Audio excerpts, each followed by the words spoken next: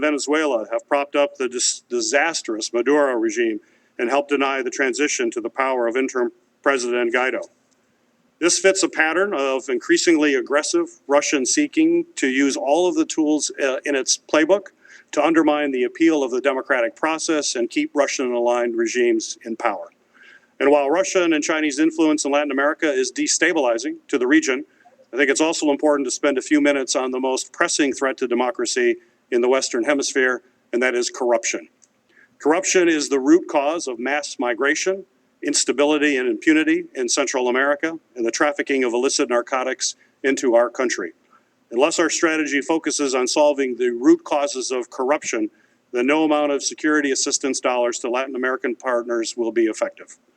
That is why I'm quite concerned that the Trump administration has recently decided to cut off all non-defense U.S. AID and state assistance to Guatemala, Honduras, and El Salvador, while allowing defense assistance to these countries to continue. President Trump's stated rationale to punish these countries for the migrant crisis is ill-considered and totally counterproductive to reducing forced migration numbers. Ultimately, it undermines our national security in the region.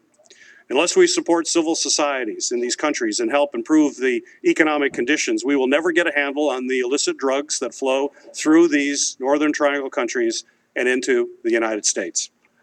One final note, and I think it's critical for us to discuss, is that corruption in Central and South America not only destabilizes the region, but it also provides China and Russia with a foothold into these countries as well. Corrupt governments are more likely to take loans from China that allow them to skim millions of dollars or billions off of the top and leave their treasuries empty.